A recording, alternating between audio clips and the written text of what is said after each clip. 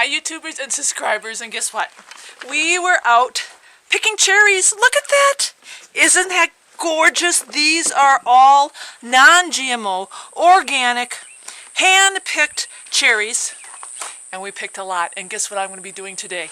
I'm going to be sharing with you my raw honey cherry jam recipe. And the reason why I wanted to do raw honey, number one, there's not a lot of YouTube videos out there, and in fact even on if you Google it, there's not a lot of raw honey recipes. I know we all have been taught how to preserve jam with white sugar, but heck, raw honey is just so much more healthier. And if you can find raw honey, start stocking up, pay the money, get it in your pantry, because it is really multi-purpose use. Okay, so come with me, my outdoor kitchen, and let's get making some preserves with these beautiful cherries. Okay, let's get organized, people.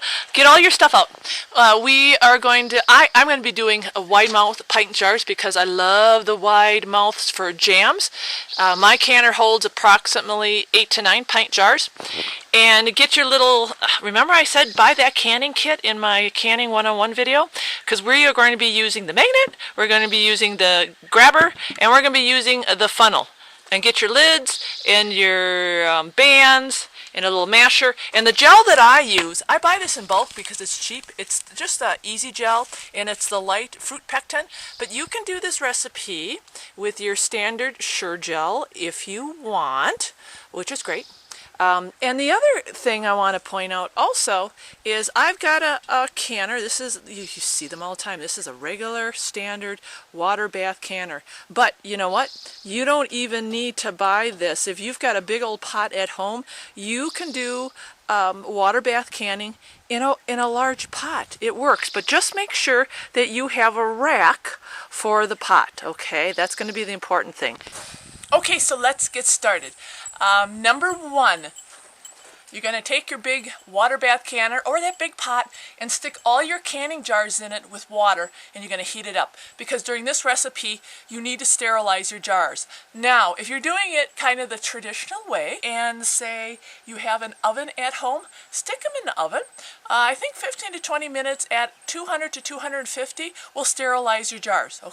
Okay, so this is where the labor of love comes in, because you are going to have to stand over that hot stove, people, and smash and stir these cherries up until it comes to a boil. Now, there's no right or wrong way to do it. I love to use my smasher when I do it, and I just keep on stirring it and smashing it and stirring it, and you got to be careful too, because the fruit has a tendency to burn on the bottom, so watch your flame and keep it moving, all right? It's probably going to take about 15 or 20 minutes to get the cherries up to a boil. So, but this is where when you're all done, you can tell everybody how you slaved over the hot stove. And trust me, it's hot today because it's like 90 degrees. And thankfully, I'm outside doing this. But you know what? You could always do this maybe in the middle of winter, and you could create some heat for your house. But as I'm toiling over this hot area, I wanted to tell you guys a couple things real quickly. The pectin. I don't know if you guys know this, but pectin, be it you're using something natural or you're using like an easy gel fruit pectin, is actually a dietary fiber.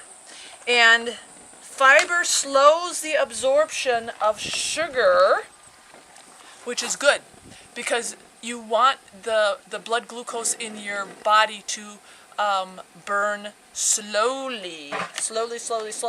So when you do these recipes, choosing to use pectin in your preserves is actually a good thing. So I encourage people, when you are looking at doing any types of jams, use a pectin, because it is going to actually make it a healthier jam, believe it or not. And that's the nurse talking, okay? Because I am a nurse, and unlike my husband, who sometimes doesn't believe I'm a nurse. I've been a nurse for I don't know how long, over 16 years. I do know some things. Believe it or not, honey, I do. Okay, and a real nice quick shot. This is what it's looking like. So you see, I have all these lovely juices, and it's not to a rolling boil yet, but it is getting there. And after it does get to that rolling boil, get your honey ready. Okay, it's getting close to that boil, and you'll see it will start foaming. Now, some people will add a little bit of butter to cut the foaming. I don't mind it. But at this point, we are going to be adding my raw honey, and I'm going to be adding my pectin. And I am using that easy pectin. I'm going to do about 1/3 cup. And look at your own recipes. If you're using a Sure gel, it may, you'll be dumping in the package at this point. But I use 1/3 cup, and then the beautiful raw honey. Look at how golden that is. And people, you could do 1 cup, 2 cups, a half a cup. Do it to your liking, okay? Raw honey is so sweet, you don't need a lot. It's kind of like maple syrup. So I just add it in there. As you see, I just kind of dumped it in there. And if you need a little more, you can taste and add some. But it's going to be according to your flavor. Now, you're going to keep this boiling until you notice it getting a little bit thick, okay?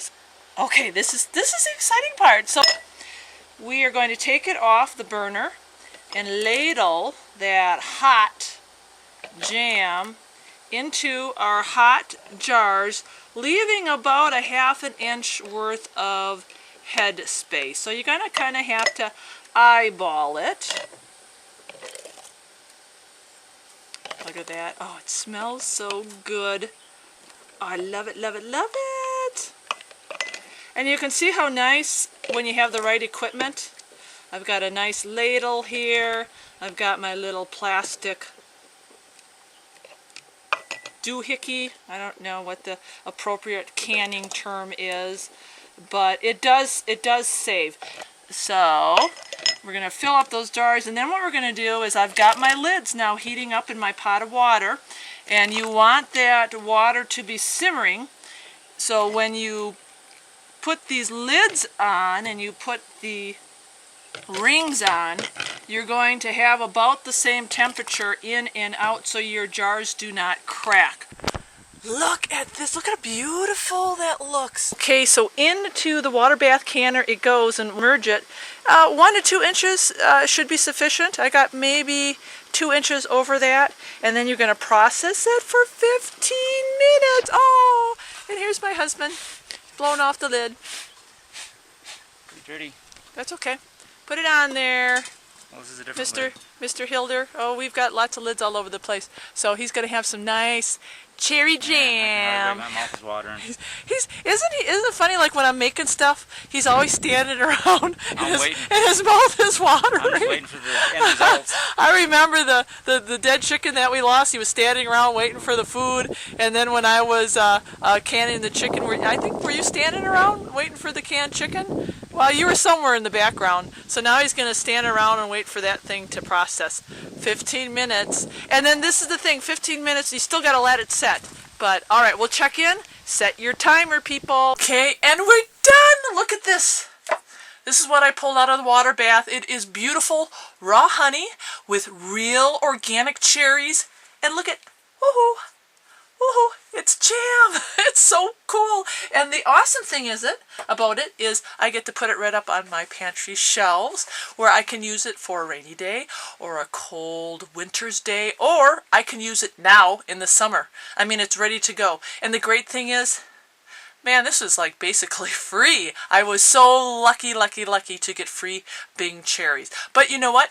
Look for those sales because cherries are always on sale. This is now the season for them. So buy some Bing cherries. Look for some raw honey. Like I said, get some raw honey on your shelf. And try the recipe. It is so easy, as you saw, and that way you can do a nice batch, put it on your shelf, you can give it away for gifts. I mean, no matter what, it is a really cool and easy and fun recipe. All right, thanks for watching. I love it when I can preserve my food and share, and there'll be more to come as always. All right, God bless you guys.